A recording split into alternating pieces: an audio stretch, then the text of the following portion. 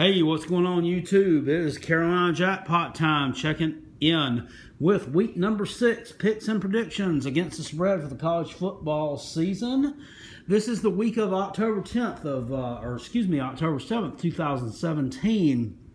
It's hard to believe that we're almost at the halfway point of the college football season. If your team doesn't have a bye week or hadn't had one bye yet, then yeah, you're at the halfway point. So I want to go over week 5 real quick, and I normally do a recap video for my previous weeks, but I'm not going to do one for week 5 because my week 5 picks were absolutely horrible. They were terrible. They were dumpster juice. They were the worst that I have ever done since I've been doing this stuff, and I've been doing this stuff for quite a while. So if I had been betting money on these things, I would have lost a lot of money last week. But thank goodness I wasn't, so I was just doing it for fun. But Miami at Duke, I covered the spread on that one. I didn't feel like Miami was going to win that game by a couple of touchdowns, and I actually ended up winning a lot more than that. Troy and LSU was actually like my lock, stock, and 2 smoking barrels pick of the week. I knew LSU wasn't very good, and I felt like Troy would cover that spread. I had no idea that they would actually win the game straight up, however. The only other game that I was able to come out ahead on was Central Michigan and Boston College. Ouch. 28-8, Eagles won at home. There were some close calls. I had the Florida State-Wake Forest game. I picked Florida State to cover the spread. They did do so, but they only won by 7. They didn't win by 7.5, so I didn't cover the spread on my end. You had Vanderbilt in Florida. Vanderbilt really disappointed me. They didn't cover that 10-point spread. Lost by 14. North Carolina at Georgia Tech, and Georgia at Tennessee. Those were 2 of the games I would call the should-have-known better games. I took North Carolina to cover the spread and spring the upset against the Yellow Jackets. It didn't happen. They actually got manhandled 33-7. Georgia, Tennessee, same thing. Another manhandling. They were annihilated 41-0 at home. The Volunteers were. I went back on past history of that game, but man, it was just a bad idea because this is not past history. They decimated them. Virginia Tech, they just looked ho-hum in the game against Clemson. They kind of disappointed me. Even this one disappointed me. My Gamecocks, I picked them to lose and for Texas A&M to cover the spread because I do try to stay unbiased on these, and not pick with the heart. They let me down. South Carolina lost the game, but it was only by 7 points. That was a bad loss, too. It was a bad loss. Defense could do nothing in the fourth quarter. Offense could do nothing. That was just a bad one. Ohio at UMass. Ohio won the game by 8 points, not 8.5. Where's the spread? So yeah, we're looking to rebound in week number 6. So let's see what we've got going on. I'm gonna do 10 games in part 1, and then I will follow up with 10 more games this evening in part number 2. I actually haven't even had a chance to pick them yet, but I wanted to do these quick and early. Louisville at North Carolina State, that's a Thursday night game. That's tomorrow night in Raleigh. North Carolina State 3.5-point underdog at home against Louisville. I'm not buying that. North Carolina State has a good defensive line. They did lose 1 game this year so far. It was to my Gamecocks in the opening game. But to be quite honest with you, NC State statistically played a better game than my Gamecocks. If anyone had been looking at that part of it, they would have thought that they actually won the game. So, defensive line is one of the best in the country. If they can contain Lamar Jackson, keep him honest,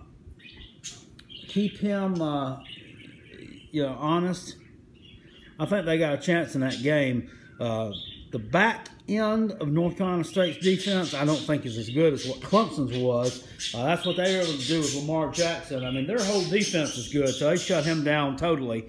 I mean, he couldn't throw it. He couldn't really run it. Not effectively anyway, until it really didn't matter anymore. NC State, I think the backside of their defense is a little bit weaker than what Clemson's is, but their defensive front 4 is really good.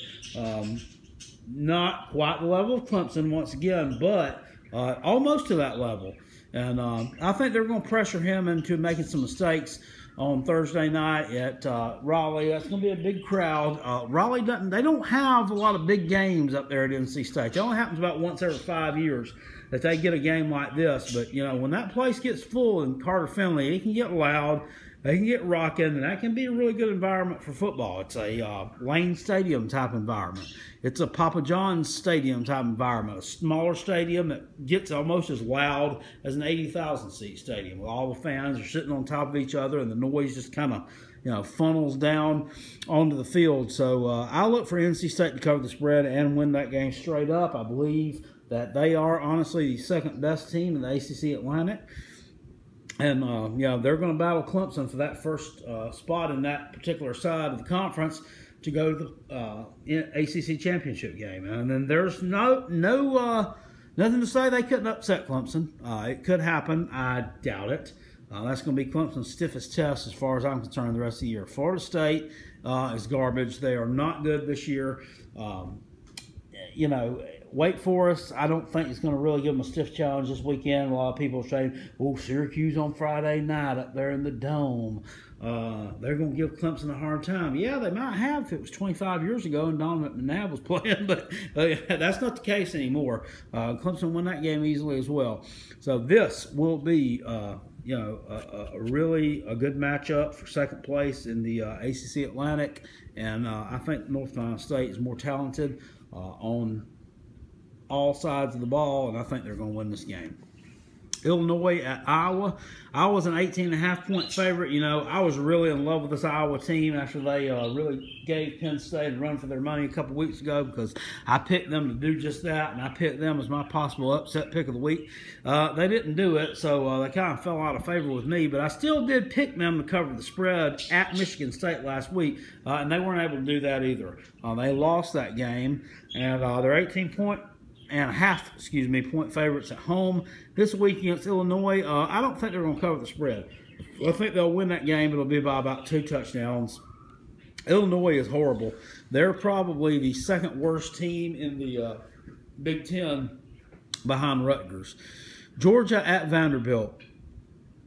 17.5-point favorites. The Dogs are to win this game at Vanderbilt Stadium on Saturday afternoon, about lunchtime. I am picking Georgia here to cover the spread. I picked against them last week. I shouldn't have done it. I'm going to go with them this week. The simple fact that Vanderbilt has the 108th worst, or 108, however you want to say it. They have 108th ranked rushing defense in the country. Georgia is averaging, you know, about 250 yards a game on the ground. So that don't bode well for Vanderbilt. They're thin up front. I don't think they're going to be able to stop Georgia.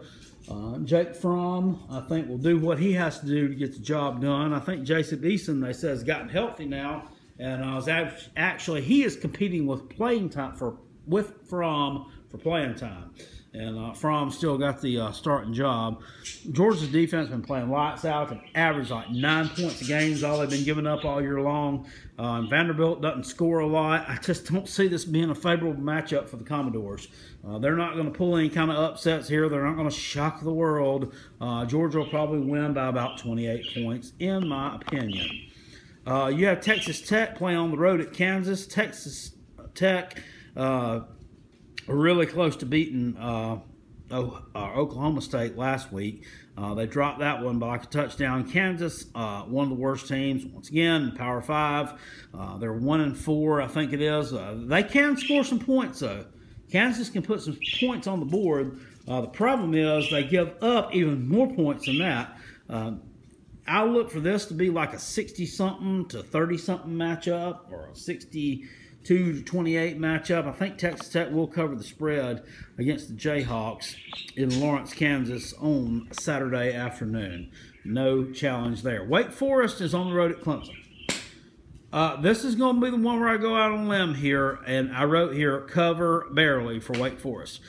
For some reason, 35-14 just sticks in my head.